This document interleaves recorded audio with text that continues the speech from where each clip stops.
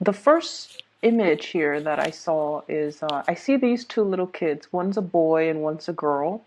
They look around the same age, they're the same height, and there is a teddy bear in between them.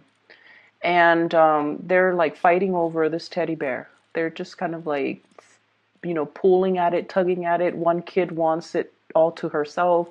The boy then tries to snatch it away from her. They're tossing it in the air, trying to get at it.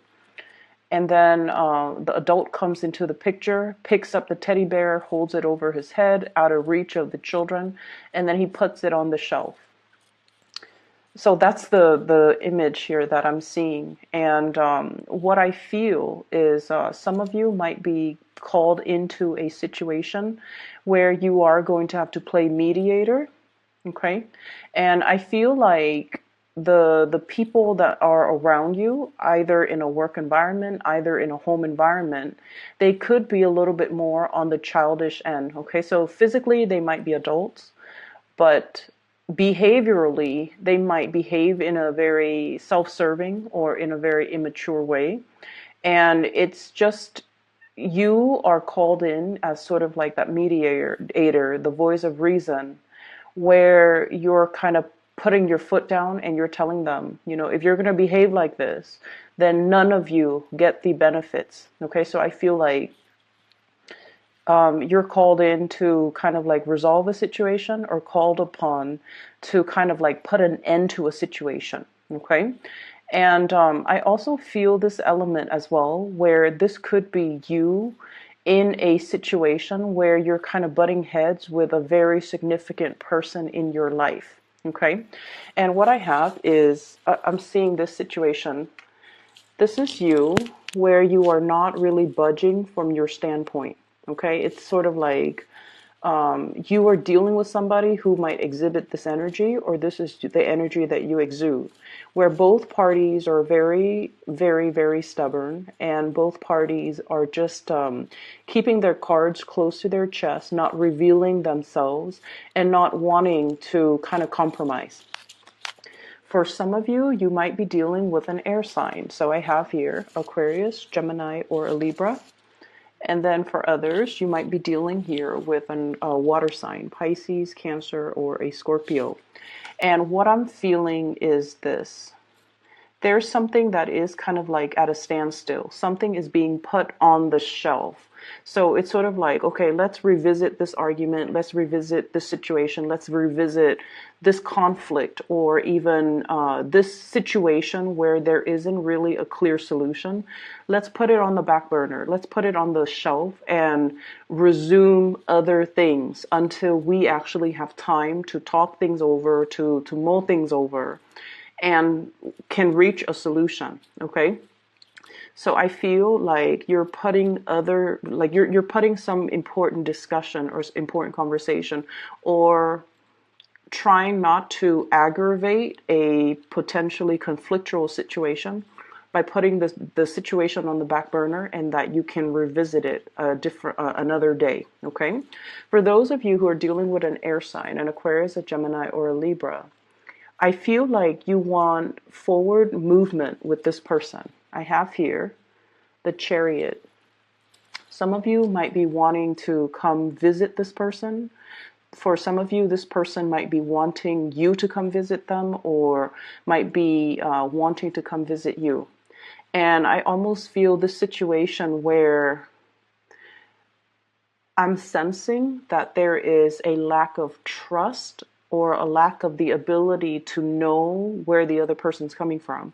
So I see you as a little bit more like cautious, a little bit more methodical when it comes to how you communicate with this person, what you want to say to this person, and the information that you want to reveal to this person. And I'm getting like this message about, one step at a time. I'll show me yours if you. I'll show you mine if you show me yours. Thinking and communicating almost in a very, very methodical way, and not wanting the other person to, I guess, like get the upper hand. So there is a big element here about, not being able to trust, or not being able to feel like you can trust somebody 100%. where you don't want to reveal your cards and you're keeping things very, very much close to your chest. Okay. For those of you who are dealing with a water sign, Pisces, Cancer, or a Scorpio, I feel like this might be somebody that you are in a relationship with. Okay. I have here the Prince of Cups. So this is water energy with the Ten of Cups. This is the family card. Okay. The house, it's like the cottage, the picket fence, the two kids, the SUVs in the driveway. So what I feel is, for some of you, you might be in a relationship with this person, this water sign, and I almost feel like you're trying to fix things. So if you have been having a lot of conflict, a lot of like, ideological differences, a lot of like not being able to see eye to eye, and I feel almost like you're trying to appease this person. You're trying to find ways to dodge or navigate the energy around this person so that things don't descend into more conflict, so that you can restore the peace and the harmony and things like that with this person. I almost feel for some of you, there's almost a situation where it's like a long-standing relationship that has been kind of like, how you've been with somebody for too long, and you're too comfortable with one another, and the relationship has gone a little bit stale, and you don't even know, and you're questioning possibly the direction of the relationship. Are we still headed in the same direction? Are we still moving in the same direction? Are we still wanting to stay together? And I see like you're doing some serious reassessment as to the viability of the relationship moving forward. Okay. I'm also feeling as well, this is a person that requires a little bit more from you. They require you to open yourself up a little bit more emotionally to them. They're feeling possibly like they have been Ten of Wands. They feel like they're putting in a lot of time, resources, energy into this relationship, and they want you to chip in more. They want you to, help them out. They feel a little bit emotionally either isolated or alone, or they're giving so much of themselves physically and emotionally, and they want you to kind of like step up and meet them halfway. And I just feel like at this point, you're assessing the situation, and you're also wondering, like, am I able to give any more of myself? Do I still want to be in this relationship, or do I still want to be in this situation? And is it possible for me to step in? So aside from that being a romantic partner, I feel like this is also somebody that you are sharing responsibilities with in the work sector. Okay, so it could be a teammate, it could be a colleague, it could be somebody that you are starting up some type of project together. And I feel like there has been a lot of stalled and delayed plans, because I'm feeling as well that there needs to be a little bit of a compromise between creative differences. Okay, so there's a lot of work that needs to be done, but if two people are not able to agree on a course of action on how to move things ahead, then I feel like it's really, really hard to get everything done, because it's like, it's not a one man's job. Everyone needs to be on board. Everyone needs to contribute. Everyone needs to have like a common goal, a common purpose, and a common vision in order to move things along. And I just feel like there's something here that is indicating, there's a lot of compromise. There's a lot of like delegating responsibility and relinquishing control that needs to happen, as well as trying your best to try to appease the other person. Okay, so don't be too fixed in your own personal agenda. I feel like the time to compromise is now. The time to get things done and, move things along, and especially trust that the other person or the other people that you're dealing with know what they're doing, and that they are competent and self-sufficient enough that you don't have to, that you can trust that they will get their they will contribute, and they will, get their fair share of the work done. So learning to delegate, learning to contribute, and learning especially to compromise as to the vision of the project that you're trying to bring into the fold. There is as well, I feel like, I see people coming to you and they're asking you for things, like they're not physical things. They're asking you, how would you do this? How would you solve this? How would you resolve this issue? Is it A or B? And I see you having to do a lot of like research, digging into a situation, unearthing some information, unearthing something a little bit further, possibly reverting to or like perusing scholarly journals, large volumes of database. I see you holding a lot of physical documents, okay, like paper documents, files, data, even data on the computer, numbers and data, and just large quantities of information that you kind of have to sift through in order to be able to come up with a resolution, in order to be able to understand the ins and outs as to how something works so that you can relay that information to the person that is asking you about this specific topic. So I feel like somebody is deferring to your judgment, and I feel somebody is telling you and asking you as well, like, they see you as someone who might be an expert in the field, whether or not that is true. I feel some of you might know a little bit about it, and so others might misinterpret and might defer to your judgment. And I feel like you might not know something, and so you're going to have to do a little bit more digging and a little bit more groundwork in order to provide them an accurate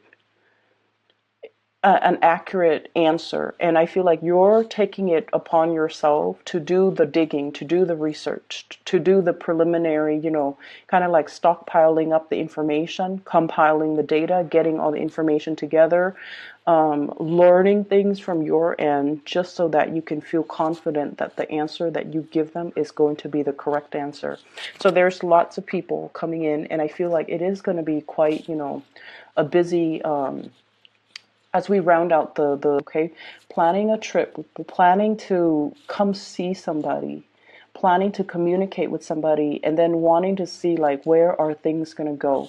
So it's like taking the first step to initiate contact or initiate conversation, and then seeing where things are going to lead to. And this is page Princess of Swords, Page of Swords in this deck, and this is all about communication, as well as Knight of Wands, trips and travel arrangements, as well as wanting to connect with another person in a more physical way. And when it's in the reverse, it's almost like the conversation needs to happen first before the plans will come into the picture, okay? So there is another message that came out when I was shuffling, and it's going to tie in with more of your love relationship sector, I'm feeling.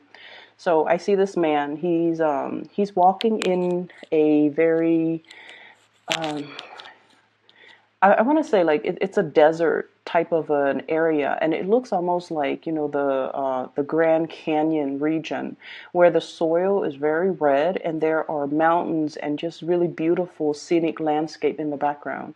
All of a sudden, the ground starts shaking, and the ground splits in half, and he's standing, like his 2 feet are like right on top where the land splits in half, and he has this split second to make a decision. Do I lean completely over to the left, or do I lean completely over to the right? And so as this is happening and the land kind of, splits off and kind of breaks open under him, I see him moving to the right. And when we look at these reading in terms of, tarot readings, the right always indicates the future. The left is always, usually the past. Okay, so the fact that he's jumping towards, as the land splits up, he's jumping towards the right, indicates to me that you're at a point where you're willing to move ahead and you're willing to grab up new opportunities. And the way that this is playing out, I feel, in your love relationship sector is you could potentially have two people that you're choosing between. The first one might be a water sign, a Pisces, a Cancer, or a Scorpio. And this is somebody that brings you a lot of stability. It's very status quo. And the thing about earth signs and water signs is that they complement each other very well. And the earth sign provides that security and that physical security, whereas the water sign provides the emotional security. So together, earth and water signs in general blend and mesh really, really well. Okay, so I feel like that might be somebody that is in the here and now, or either in the past, or you've had a lot of shared history with. And there's some major shakeup that's coming into the picture where you are trying to figure out, is this connection still worthwhile? Is something that I should move forward with? And is this something that is still bringing me emotional happiness? And then on the other hand, we have a new person that you might have as well have known for a while too. So we have here the Page of Swords as well as the Queen of Swords. And both of these indicate this is somebody that you are still communicating very heavily with, okay? Air sign, air energy, Aquarius, Gemini, or Libra. This is someone, needless to say, air signs. They're very, very, very intelligent. They're witty, they're funny, they're crafty, they're very creative. You can have a multitude, multiple conversations with this person. They are intellectually stimulating to be around. They're interesting to talk to. But the connection, it doesn't really get very, very deep. And that's the nature between the interaction between you, an earth sign, and an air sign. With you and the water sign, the communication and the conversations and the topics can get very, very deep and can feel very emotionally embedded. Whereas with the air sign, conversations tend to be a little bit more on the superficial end. And until you learn to put your guard down, until you learn to, okay, let's not keep scores, let's not be petty, let me be a little bit more open-hearted and open-armed when I am interacting with this person. Until you learn to do that, air signs don't really open up until they feel secure and until they feel safe. So between you and between the interaction between you and this air sign, I feel almost like there might have been some type of a stop go, like green light, red light. There might be a lot of things swirling in your environment, in their environment as well, that is hindering your ability to connect with each other. So for example, you might catch each other at inopportune moments. Okay, you're busy, they're busy. When you're not busy, you come to them, they're busy. When they're not busy and they come to you, you're busy. So it seems like energetically, it's like I see almost like two polar opposites, like magnets, the poles of the magnets where they kind of repel each other. And then I feel like there aren't enough ideological differences either. So when the two of you talk, you dwell a little bit too much on the differences, and because of that, the communication it's a little bit kind of like blocked. And as a result of it, you can't really have these deep-rooted emotional conversations with one another. And then I also feel like because of that, you're kind of torn between two things. Which one should I, jump towards? Okay? So when I feel like this reading is all about boiling down to the fundamentals, okay? Boiling down to like the essence of things. When we strip away all the exterior obstacles, when we strip away all the facade, we're left with just two individuals. And I feel like, you're kind of thinking about and thinking long and hard too, because I feel like you're really, really weighing out and measuring these decisions very, very carefully. On the one hand, you're clinging onto something that is very familiar, but once again, the ground is shaking from under you. It's almost like that carpet, that rug being pulled out from under you very, very slowly. And it's like you're resisting the pull. And if you ever play, tug of war, even with a dog or with another person, it's sort of like you have to kind of gently pull and ease your way out. And I feel like that's what's happening. It's like you're hanging on so tightly that the other person, or, the universe even, has to kind of like readjust the rug and then kind of like gently pivot it in order to move it away from you. And then when that happens, it's just a matter of, which direction are you going to go? And what I'm seeing here is I'm seeing many of you are doing, this is the Magician. I'm seeing many of you are doing research into a specific thing, and you're keeping things very, very under wraps, very hush hush.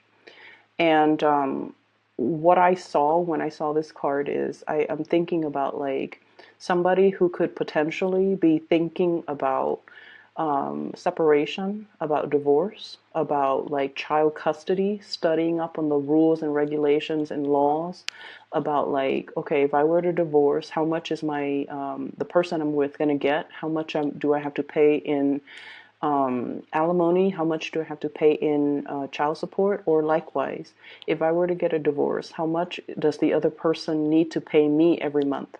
So I'm seeing something being done like very under the radar with this card as it relates to joint finances and assets and how to extract it so that we don't lose a lot of our financial base. Okay. And we have as well the Hierophant. And the Hierophant with the Magician, I feel like there is a very karmic type of an energy here. And I feel like it's definitely split up. The Magician is very much about, experimentation, trying something new, not sticking to social expectations, family expectations, the social order, doing something that is a little bit more like avant-garde, doing something that is a little bit more trailblazing. And let's be honest, you guys are not, risk takers, but I feel like there's a situation here where you just feel like it's not bringing you emotional happiness anymore, and you're trying to remove yourself from it. But in the meantime, before you decide and to physically remove yourself from it, you're studying up on the laws, you're studying up on, where can I go after this? What should I be doing? And what is the best optimal way for me to do this so I can have like the best optimal outcome? And then I also feel on this, with this Hierophant, it's almost like, do I want to, do something completely different, like deviate from the crowd, or do I want to follow the herd? And I feel many of you have been following the herd for a little bit too long. And now you're at a point where you're strategically thinking as well, what's the next step for me? What can I do to invite a little bit more fun, spontaneity, as well as living my life more so for me rather than appeasing other people? And this is an energy that I felt have been coming in for you guys for a while. With this Hierophant energy, this is your card. And it usually denotes to me, I see this little lamb here, sacrifices, okay? Making personal sacrifices in order to follow tradition, in order to play it safe, in order to do things that are socially or even, just culturally, or that family, friends, loved ones, society expects of us. And in the meantime, this little lamb, we are kind of like sacrificing our wants and our needs because we feel like it is too selfish of us to behave in a way where we do things only for ourselves. So I feel like you're grappling with this major dilemma. And that could be the two sides of the equation. Like, as the ground splits up from under him, where is he going to go? Is he going to go back to the status quo, or is he going to try to trailblaze and do something new and do something that would be emotionally exhilarating for him without having the guilt associated with making decisions for myself, living for myself? And so I feel like you're grappling with that decision, that sense of like, is it selfish of me to do things that make me feel good? Because this whole time I've been doing things that is expected of me. And now I have an opportunity, I have a chance to kind of like do something brand new and different and drastic. Are other people going to tell me that I'm being impulsive or selfish or foolish? Okay. And so you're still mulling this situation through, and I feel like you're going to be getting a nudge, getting communication from someone that is very exhilarating. Not only are they kind of like free spirited and freedom loving, but I also feel like they're not reckless. And there is an element here about you kind of like admiring them, looking up to them, and feeling like they have the life that you want, or they have the energy that you want to be associated with. So I feel like the I guess like I guess like the spiritual advice is that there is going to be a message coming through through another person. So while you're grappling with this decision, somebody's going to come in and they're going to tell you, they're going to like unexpectedly be a messenger, and they're going to tell you what you should do. So for example, you're contemplating, okay, should I take my family to, yeah, I was in Bali with a group of friends, and it was really, really beautiful. The people, the culture, the climate, everything was just sublime. And I feel like that's kind of like your signal from the universe, okay? Or you could be in a situation where you're just like, should I go to, that really prestigious university, even though I'm going to graduate with a lot in student loans because school is expensive? Or should I go to this university that promised me a free ride scholarship, even though they are a lower tier university and the reputation isn't as prestigious? And then somebody comes in and they tell you, oh yeah, I went to, that university option B. I love the staff. I love the sports team. I love the city. And even though I was afraid that after I graduated, it's not a very prestigious university, I was still able to land a really, really good job, even though all of my friends have been to, Ivy League schools, and they graduated with a lot in student loan debt, and they were really stressed out about finding work. And I feel like that's going to be your sign. Okay, so you have an unexpected messenger coming in to kind of steer you in the right direction. Really look out for the signs as we round out the month of rolling over for a really, really, really long time. And you've been looking possibly in the wrong places for advice, asking family members who have expectations of you, asking friends who see you a specific way.